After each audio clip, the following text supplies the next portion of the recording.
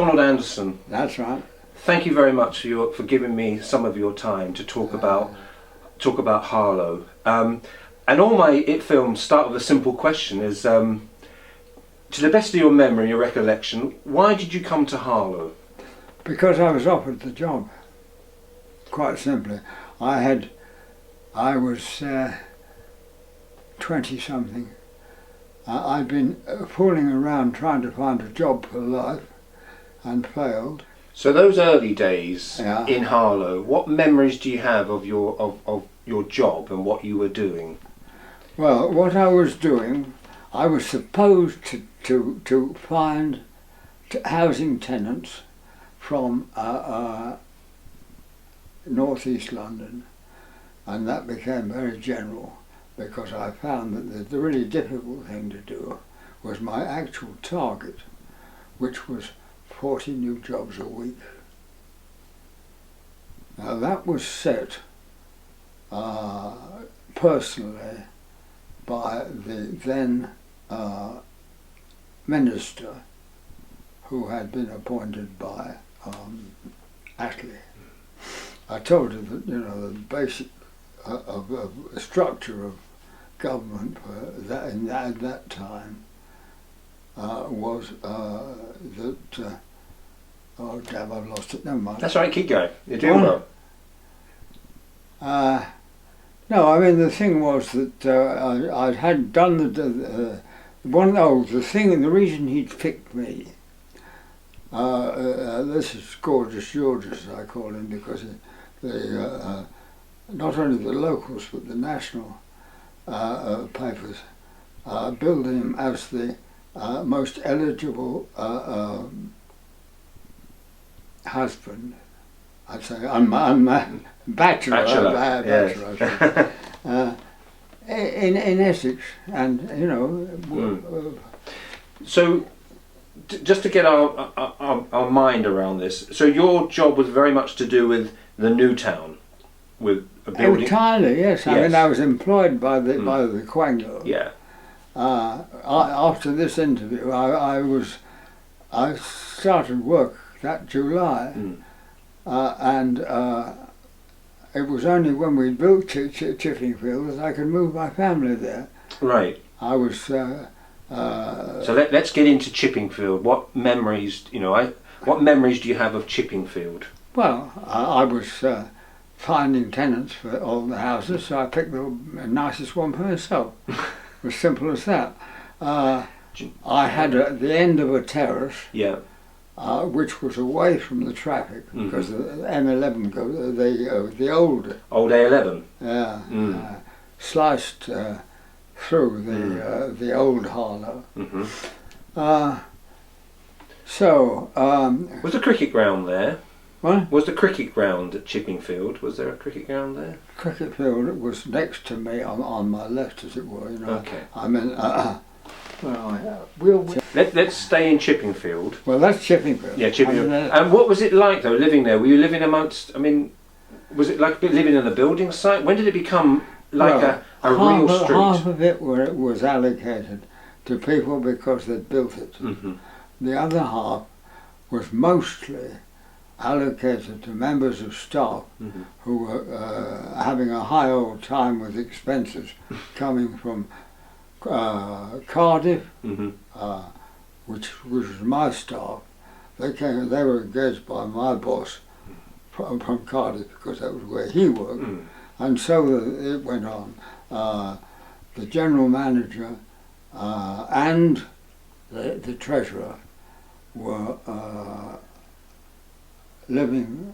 Well, they expected me to buy first. Everything resembling a decent house, and they had one of such each. Was it tough? Tough? Was it when you moved to Chippingfield and your life at this time? Was it a tough life or was it an easy life? Well, it was a busy one. Busy. Very busy. I mean, that was how I managed to get myself a job, another job, an alternative job, which was even busier. But I mean, as far as Chips was concerned, straight away wife who, in addition to being a German refugee, had got herself not quite a first at Oxford, and therefore had very firm views. She was known in Oxford for reviving a thing called the Dem Socs, which was the opposition to all the clubs that the rich students had, Bullingdon and Beefsteak and all that lot. And that was really her impact on Oxford. And then she was dragged by me to Chippingfield, and she immediately said we must have a Labour Party and I'll be the chairman. Right. And I said, "Why, do we really need one?" She said, "Oh yes, you'll have to be the leader." And we built up for the 1955 election a Labour Party which was competent. I say that advisedly because we chose them ourselves, to run the new town as it grew. And at that time, the target was only 60,000. Present population, as anybody will tell you, was 85 plus. So, I mean, you can see that it was sort of jumping on a moving ball, if you like, something like that. So can you remember your day-to-day, I know it's a long time ago, but your day-to-day job?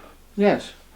My first priority was post, of course, to see what I'd been offered, and to priority treatment for firms like Big Farm, Glaxo as was, and Standard Telephones, who was bought their research there on conditions that they weren't put in on an industrial estate according to Gibbon. So I had to find them off-site. It was that sort of difficulty, getting what I had to do that day, getting it moving. The thing I used, I cribbed from Churchill. When he saw something that needed somebody's attention, he just put the name of the bloke he was making responsible, and action this day. And that was the slogan for me. Either I could unload on somebody else, or I had to do it myself. Just the name you've plucked out there, hugely important name. So we'll just get this now. How involved was Sir Frederick Gibbard? He lived there. He lived there. I mean, quite distinct from the architects and master planners and what have you of all the new towns, of which there are now 30. None of them. They took it as a job and a fee and walked off. Freddie was quite different. He found found himself, I didn't find it, but he found himself a little cottage by a stream, and his wife was Irish and had, I think, 4 children, and that was their playground. He built them an island which was a fort. You must go and talk to who knows best. Well, let the museum guide you. Yeah. But it is now, as it were, a public park, because Freddie, in his will, gave it to the town on the grounds that, you know, he had it for his family. And his second wife filled it with very expensive statuary, and that was where she was the originator of the much famed collection of art. I mean, Freddie chose the pictures which are in the town hall, and his second wife chose the statues, which were sort of spread around the town. But did you get the feeling from him that things were going right? Was he happy with the way things were being built and developed? Were there any sort of, you can imagine, falling out or high praise? There was nobody who was really opposed to it. I mean, he had been teaching architecture at Bedford Square, which was reckoned to be the best school of architecture, and he was the principal. So, I mean, he had a good deal of practice in sort of turning people who were opposed to his proposals, or finding some way of getting them out of the picture and doing the job himself. So, I mean, he took it as I don't know, a life work or something like that. And I mean, so did the others to an extent. Well, and when you say the others, to the best of your recollection, are there any other names and people? Oh yes, well, I mean, you start obviously with the committee, the council. Before there was a statutory council, the Quango consisted of the man who'd been dealing with the Blitz and the income tax in the chair, of course. The general manager, as a sort of secretary bird. We used to call them clerks in those days. Now it's a sort of insult to and the other chief officers. Which brings us to a point. Were there objectors to the new town? Oh yes. And how did they make their feelings known? You see, the farmers knew that you couldn't get. We had about 10 miles square through. The civil service had drawn a ring round, and that was the desecrated area, as they said. And so there were 13 farmers, and 7 of them happened to be named Anderson. Right. So, which is another reason. No, that was the reason why what was her name? Before she was Mrs. Soper. I shared one of the buildings. I had the upstairs, she had the downstairs, because she wanted to get the people, you know. Okay, Donald. Right, 3 years in living in Chippenfield. Yeah. Everybody all did the different skills. Mm-hmm. Was starting from scratch. Mm. I mean, they hadn't got any understaff, undermensch or whatever, and they hadn't got a stock of anything. So I was first in the line, as it were, because what we had to have was not Freddie's plan or the ring that the civil service had made to designate, but an actual ownership. And I was very fortunate in this, because about 3/4 of it, the actual freeholder had, I think it was, or more than half the farm tenants, whether their name was Anderson or not, as tenants, and obviously they had to be smooth talked by me, because I was the only one who could jingle a bag of compensation at them. And I was in the position that every time I gave in to somebody and gave them more than I thought they were due for, I had to give twice as much to the next one. So were they hard people to negotiate? But a farmer, whatever he grows, he takes to market, and he stands there. I mean, my grandfather was in Doncaster Corn Exchange. He got a desk there, which was a sort of the place of work. And the farmers came, and he with samples, and he priced them in what he knew of the market, and the bakers and the users of lions and people like that came and bought from him.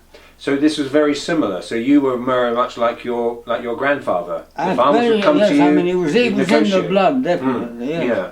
I mean, it was a job that. I mean, the other the people who were doing my job, starting up other new towns, they came to me for advice. Yeah. Because they said, "Oh yes, well, how did you do it?" And one of my favourite excuses was because the code of compensation is laid down and well established, nothing to do with new towns. Public Utilities Street Work Act, which... But wasn't this a compulsory purchase order, so wasn't all the power in your hands in the end? You know, you could say, well, was there a point where you could say take it or leave it? Across my desk, I think is what happened. I mean, there was... I had as it were, a job from the Quango itself by... this year's we had to have a budget with Parliament, of course, and it was my job to make out a budget for land, and it had to have dates to it because our engineer and the county's engineer both wanted access to the land. For different reasons, well, I had to sort of fit them together.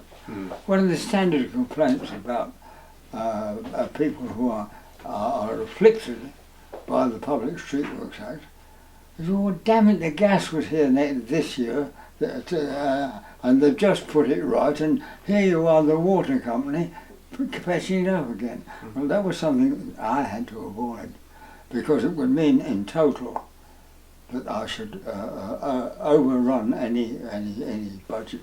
So these negotiations with farmers, would you go onto the farm, into their house? Would you go to them, or would they come to you? Oh well, I mean, I had a letter from the minister of the day, which said, you know, this man can do anything, or words to that effect. You know, he has Parliament's permission, was the phrase used, sort of passport, special passport. What about the Arkwrights? Do you recall anything about the Arkwright family?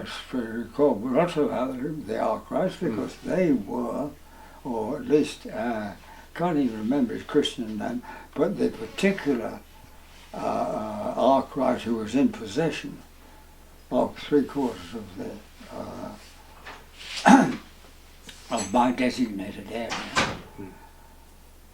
He was a nice guy, but he was basically, he wanted to be an artist. And in fact, I think it was my constant deals with him, stage by stage. Well, I want this farm I want that house next week. I want this farm, but before April, you know. And to let people know who live in Harlow now, this land that we're discussing, is this land, say, round by the clock tower, Mark Hall, around that area? Where is this land that you were negotiating with the Arkwrights? Can you recall? Well, certainly all that was Arkwrights. They had Mark Hall, and I was naturally that would have been my office, and I had to buy it, despite the fact that at the Land Army, Women's Land Army final party, they'd had it for the war, and they caught it alight. I think deliberately, but anyhow, it was a burnt ruin. So that was one good house pushed out, and the tail end, the sort of smaller part of was Potter Street and the south east corner, and that was had been bought out of the ill-gotten gains of a brigadier, I mean, he came back from, he flew, he was a horseman, so he was grown up as a cavalry, and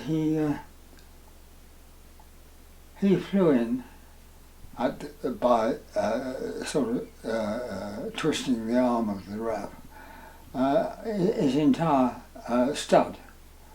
I think it was about 20 horses. And he wanted, naturally, to keep enough ground for 20 horses. And if all else failed, I had to slap a compulsory purchase order on him.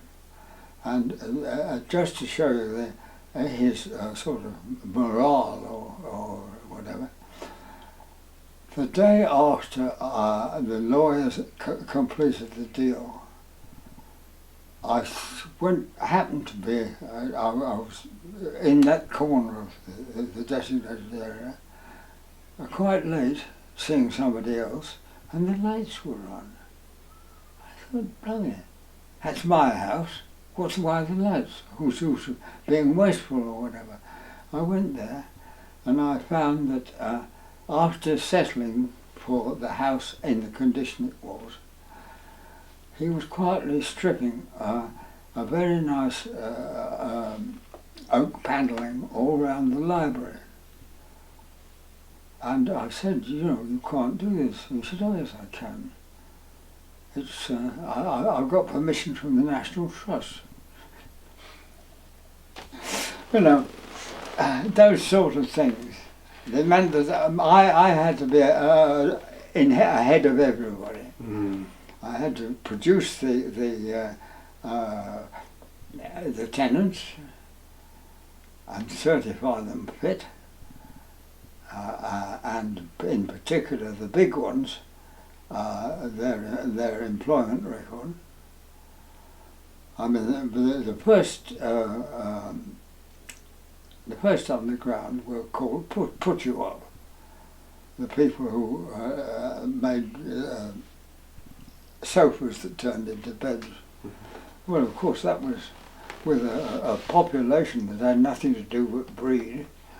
It was instead of coming to me and say, please can I have a bigger house, they just go to put you up and put a sofa in the living room that was fit to sleep on. And I mean, that sort of detail. I mean, by comparison, the rest of the Quango were very slow starters. How many years was this your job? I said 17 to somebody, but I'm not sure. I'd like to check it. Do you enjoy it? Do you enjoy your job? Well, I was looking for another one from the word go, because I thought, because the family were arriving, so they needed more money. And after 3 years in Chippingfield, I allocated to myself the biggest house we'd built. Sorry, it was nowhere near as big as the old manors, but I mean, and that was down the bottom of a cul-de-sac, and that thing that you see on the wall, that one, was over the door. All right. And that's another story altogether. Right. But, I mean, so you moved from Chippingfield to which street? Ladyshot. Ladyshot. Yeah. Ah. And I'd chosen it. I must a brief word about Sloap. Space left over after planning. When I handed a bundle of land over to one of the other officers, they didn't fit together. The jigsaw had left a bit, and that was known as Sloap, space left over after planning. And I naturally contrived that a bloody great lump of Sloap turned up in my garden. Right. I mean, you know, this was the sort of thing that, Yeah. I mean, we had a tennis court. It was the only private tennis court in the town. And we didn't never play tennis on it, but the kids loved badminton. I mean, just an example, you know, very little. We had a real youth unemployment thing, because we had everybody who had come had children, and they were discouraged by every means, particularly the social workers, to work in London. There are plenty of jobs in London, but the railway wouldn't stand that number of commuters. Liverpool Street, you know, I mean, that sort of... So you're saying there was an unemployment problem? What? Did you say there was an unemployment problem? It was difficult for me to meet the requirement of so many new jobs, 40 a week, because I could have said to them, you know, there's the train, there's the bus, you've got a car, go and work in London, which was exactly what the LCC had done with their new town at Dagenham. I mean, Thurrock is practically the same, but Dagenham is a much better example, because I mean, Thurrock was never a designated area. They did it all themselves and did it badly. And you've referred to the Labour Party, and you referred to socialism and communism, etc. Why did you want to become a councillor? Well, it's just instructions. My wife told me to. No, seriously. Yeah. I would regard myself as completely apolitical when I started on Harlow. And she, from her Oxford experience and from the teaching she'd done since she came down at a convent, very important, you know, and she had her dislike of Roman Catholics became, well, it was difficult to control, shall we say. Her dislike of Roman Catholics? Yeah. Why did she dislike Roman Catholics? Because as far as she was concerned, you couldn't tell Hitler from the Vatican. Method, you know the old five, who, when, where, how, you take it through. She was right. At least she convinced me. So she felt that in Second World War, that the Vatican conspired or passively didn't do what it could have done regarding the atrocities, the Holocaust. I can add something to your Polish bit. Mm-hmm. My uncle. Because will we just explain what's just happened then to anybody who's watching this film? That we're talking about Harlow, 1947, 1950s. Here we are in Birmingham interviewing you, and then the BBC Essex ring up about a story that I've been covering this weekend about what looks like, you know, defacing a piece of art in Harlow, and it just a certain. Here we are in 2017 talking about. I mean, that was in a sense part of my job. I mean, I had to, as I was saying, find put on the map a use for a slow app. And one of the things that, of course, you've got to grasp what it was like to live in a new town when in that early stage. The BBC wasn't interested because we had a pathetically few number of people with television. Right. And they all had radios, and they were used to listening to radios, and very few of them ever read a newspaper, so that what they got from the outside world was really rather boring, and therefore I would go on at length, if pressed, to the reason why we were the first local authority in the country to encourage graffiti and other things like that. How did you manage to encourage graffiti? Simply by putting in the paper or whatever they did read on a notice board, this site available.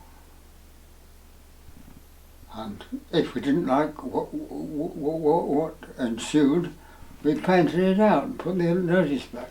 Mm. Okay. Being a councillor. Let's go back to being a councillor. Did you enjoy being a councillor? Well, I enjoyed my job, Mm. which was given me by the county after they decided they couldn't do without me and made me a county alderman, which is a dead letter now, because they wanted to give me the job of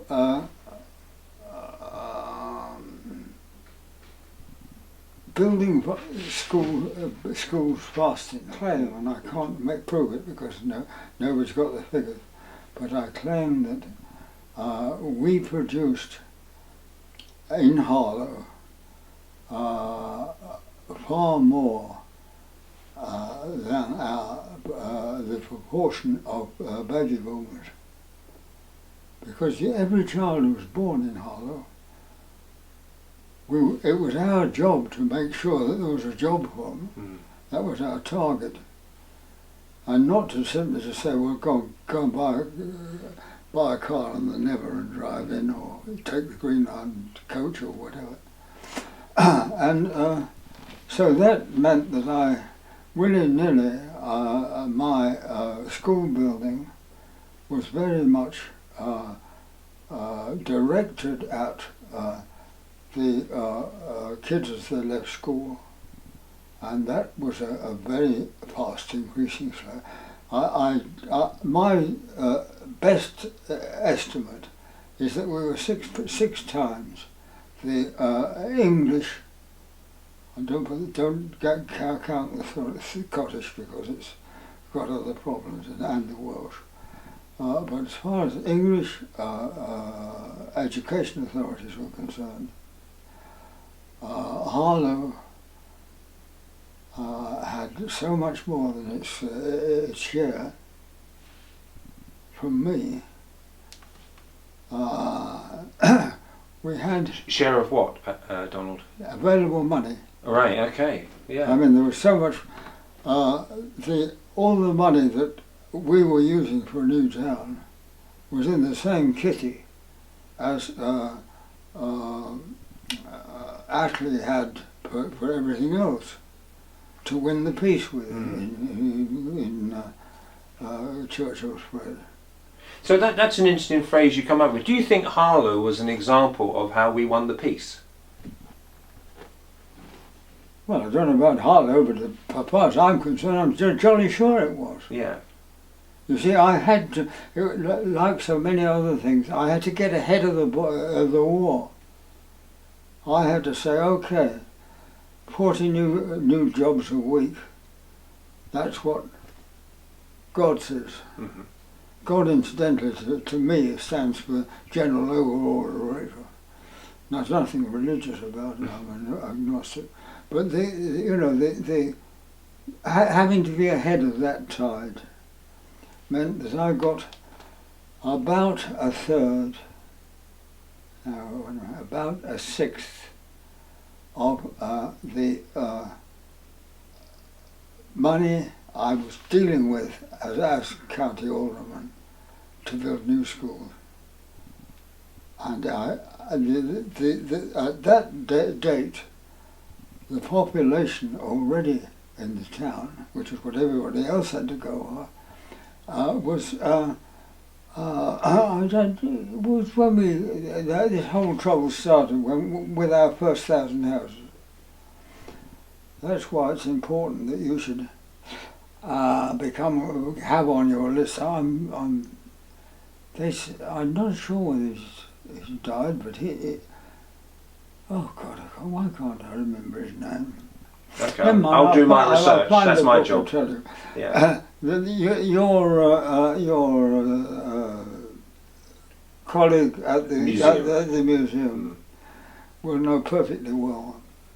So will the treasurer, because immediately we had a row on our hands. Don, the county man, wants to build a school so fast that we can't do it on the we can't service it on the present rate. And when you're saying schools, eventually this is what became Mark Hall, Bird Mill. Yeah. Freddie put 4 divided the town like that, so that everybody who was in a secondary school could walk or bike to school. I mean, that was the town planning aspect, and quite right too. And we built, well, I think I'm right in saying we built 6. Yeah, Mark Hall, Burnt Mill, Netswell, Latin Bush, Braesgrove, and Passmore's. That's right. Yeah. I thought it was Stewards. Did I mention Stewards? Yeah. And later on in the mid-60s we had St Mark's, a Catholic school as well. Yeah. Yeah. So you can see I mean,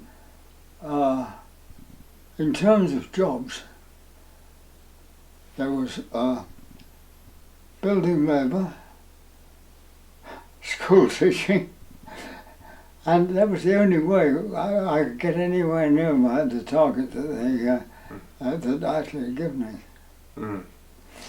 So, I mean, you know, that you've got to fit in because it's important, but you're setting the agenda. Did you enjoy your life in Harlow? I mean, was it did you get to enjoy like the town park and the cycle tracks and the summers? Well, I look back on it and say that those were happy times. I suppose the real answer is that I am competitive and aggressive and so on and so forth, and that comes from both my jobs, and so it also applies to my spare time. I mean, I took an interest in amateur dramatics, and moot house players, and I made the. I remember making an announcement that they insisted that I was, what do they call it, non-political for my year in the chair. I must have a turn like everybody else. What do they call it, blogging's turn or something like that, anyhow. And when I in my reply to the sponsor and seconder who spoke in the council chamber, I said, as far as I'm concerned, I'm your complaints manager, and I forget for this year that I'm a politician, and nobody liked me for that, because that was what it said in the rule book. But nobody ever kept to it. Talking of politics, I think somebody that you admire and continue to admire, but he was Stan Newens. Oh Lord, yes. Yeah, why is that? Well, he was a peasant. You know, I mean, he really was. He lived in North Wales. His family did, and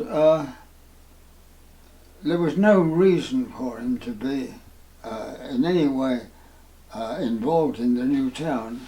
He could just have stayed there and lectured at one of the London unis or whatever. But he chose to be a policy maker in the Harlow Labour Party. I mean, he was for a long time the secretary. And when he gave up, it was very difficult to find anybody as secretary, and I'm afraid my wife had to take the job on, and that was too much for her because she was already getting ill. But that's another story. Mm. So that is the situation. I mean, And you remember him as an MP, so did you think he was a good MP?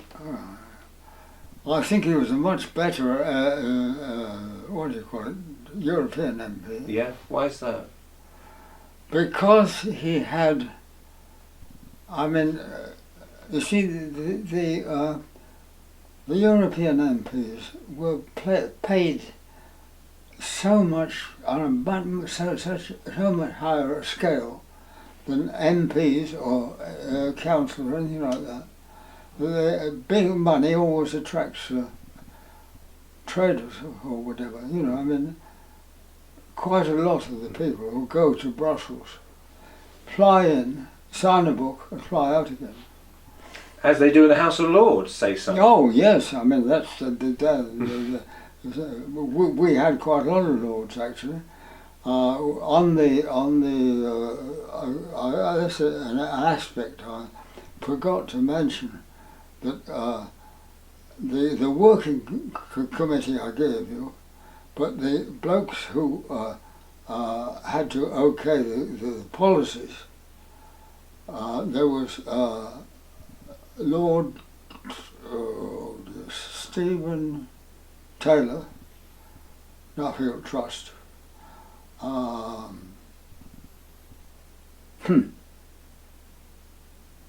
No, it's a sort of question I need notice of. That's all right. I can fill in the Yes. gaps there. That's not a problem. So keeping on our final question on politics, I guess there's a couple. I've got a couple more on politics, and we are. Are you surprised that Harlow had, for a period of time between 83 and 97, a Conservative MP, and now has an MP, Robert Halfon, who has a majority of 8,000? And if there was an election tomorrow, some say that could be 10, 12,000. Are you surprised that a town like Harlow has a Conservative MP? No, I mean, that is inevitable. Anywhere that is a success, whether it be municipal, school, whatever, it's got to be Tory, because they covet it for their own individual purposes. That's another job for George. Was finished with politics, and they finished with me, and I'd also finished with sex, and that was the point at which I realised that I had reached my peak or whatever, Yeah. and it was downhill all the way. Okay. Are you proud of your work that you undertook in Harlow? Well, I'm not a proud person. Nothing I felt really proud about happened until after I'd done my war thing, and that. I mean, in case of being proud, or at least having something to report. But in conclusion, a lot of people have said to me, as I said, I've been undertaking all these interviews about Harlow on its 70th anniversary. Are you pleased that people have said to me, you must go and interview Donald Anderson? I'm amazed. No, well, it's a nice tribute though, isn't it? Everybody has tried to expunge me. I can show you the official records. Yeah. When I was... we had a very reliable committee clerk who was a great chum of mine, and he kept his own personal record, which is true. And if you compare that with, for instance, Ron Bill, who wasn't even there then, things I did are credited to, what's the man's name? Anyhow, you will have a list from everybody of the chairman of the council year by year, because we started right at the beginning to say, well, this was a Bocking's turn, and we all had a go. Yeah. And if you give me a list, I can mark those who were so keen to expunge my record completely. Mm. That the Ron Bill, you've probably got the Ron Bill book. I have, yes, I've read that. Well, this period, Mm-hmm. he wasn't there. He's helped to invent a load of rubbish. Yeah. I Well, mean, the Ron is still alive, so I mean, we need to be careful what we say on film, otherwise. well, I know. Yeah. I mean, I've tried to find ways of getting back at him, and he's a very slippery snake. Same as Lloyd George. Indeed. And we must also pay tribute to your wife and her work in Harlow, mustn't we? Well, I mean, she's got something to congratulate herself about, which nobody has attempted to. I mean, damn it, last time they had a celebration, well, it was 50 years or something, they even sent an invitation to Sonia, not knowing she'd been dead for years. Mm. But they never thought of me, they didn't want me. No. Well, here I am to correct that. No, well, I mean, You know? I tried to correct it myself. I spoke to Stan Newens and crashed the party. And what would be a fitting tribute to your wife's work for Harlow? Well, I mean, we've got to recognise the fact that she had 5 conceptions, which is enough work for her. And she put in some very useful work as a teacher. But at that time, you may not believe this, but it's true, at that time the NUT said that if a female teacher gets pregnant, we discharge her as soon as she shows. Okay. You know, sort of. Yeah. But what about, let's pay tribute to her work, her achievements. What do you think her achievements were within Harlow? Well, you've got to talk. Well, he's on the record, but he's dead. You've got to talk to his father, her dad, about that, because he was a communist hero, and he's the only man I've ever heard of who got 2 Stalin prizes. Yeah. That's a quick way of some. I mean, he did. She thought that he had abandoned her in England rather than risk the Atlantic in the state it was, with all the submarines. And nothing could be further from the truth. And if you know somebody who's prepared to translate German, I've got a manuscript letter from when my grandfather was in a concentration camp. Right. Okay. Broadcast. Yeah. And the Market Square. Yeah. Tell me about that, what you remember. Well, what I remember is that I came on at that was my entrance, as it were, and I promptly handed it on to a good friend of mine on the council, who was, at that time was, look, this is what you want. Hold on, hold on. The lost years, or whatever you like. Okay. Now, going back to this, it says the lease of the market was handed to the chairman of the council, that's yourself. The occasion preceded a television broadcast on the Market Square and in Stonecross Hall, during which a panel consisted of Lady Isabel Barnett. Do you remember her? Yeah. Yeah. Doug Insole, cricketer. Douglas Insole, I think he was a cricketer, wasn't he? I was some sort of sportsman. Yeah, and Freddie Mills, who was a boxer, former light heavyweight champion. Yeah. Judged the finalists in the Winner House competition organised by the Harlow Citizen. Yes, I can give you the address of the house to see who lives there now. The winners of the competition were Mr. and Mrs. L.A. Boyton of 44 Pheasants Croft, Harlow. But I wonder, do we know what the house was that they won? The address? Yes. Was it 44 Pheasants Croft or? I think so. Yes. Yeah. That's interesting. That's the only time I met him. Oh. And it was in the middle of a hurly-burly.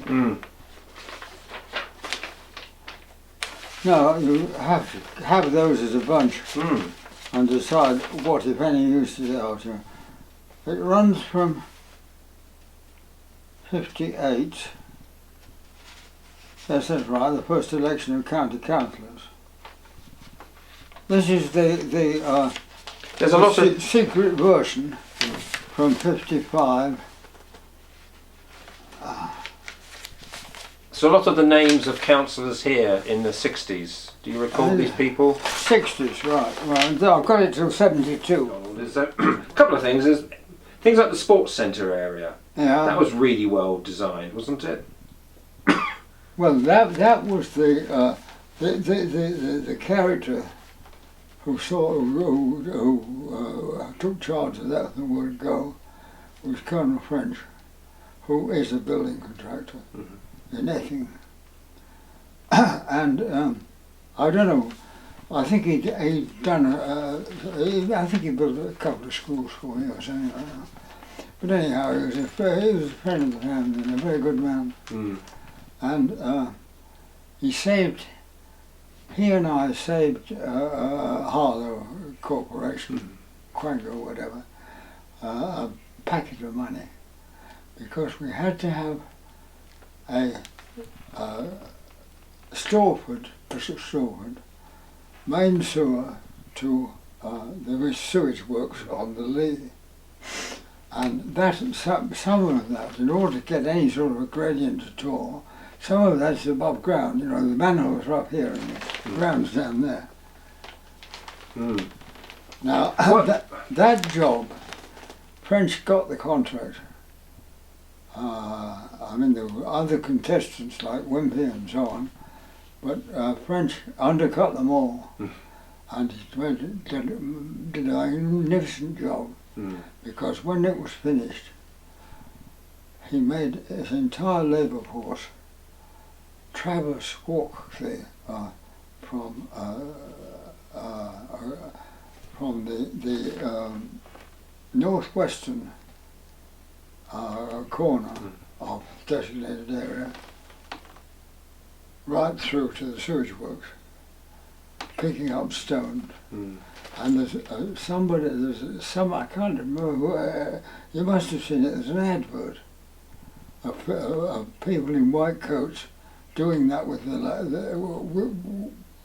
night and day, you know.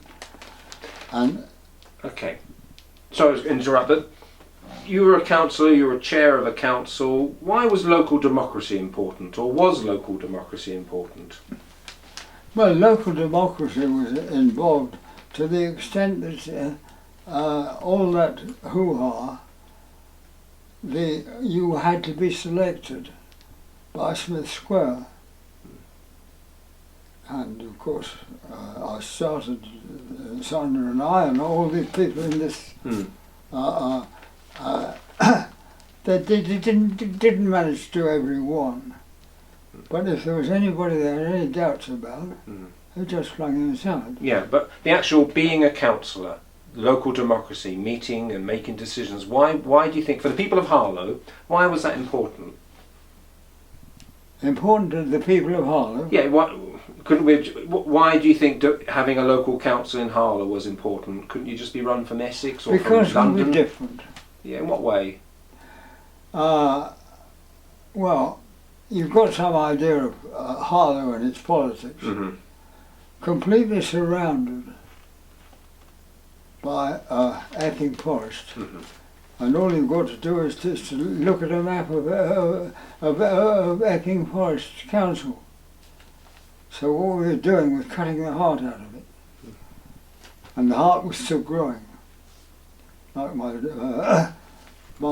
granddaughter, born with a hole in her heart, but she's still alive after 2 serious.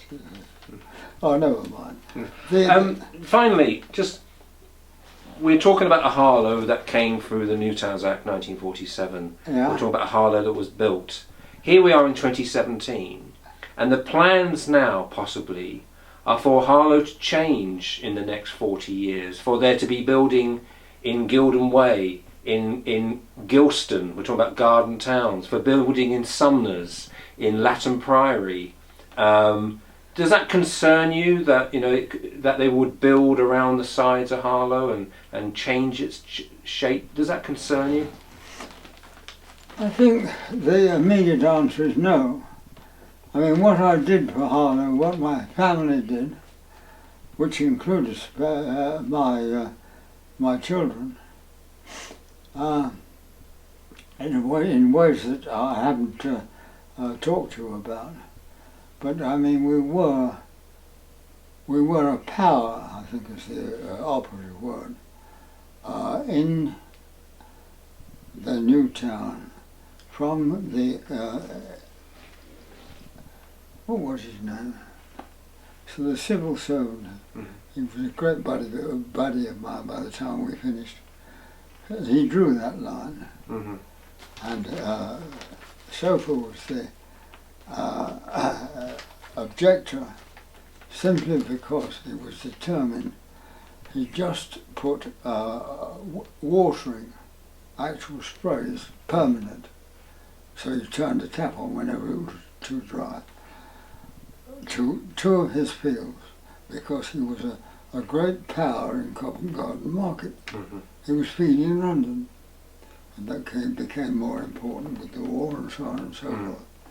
But all that setup was what distinguished what was a small old Harlow was a staging point to Norwich.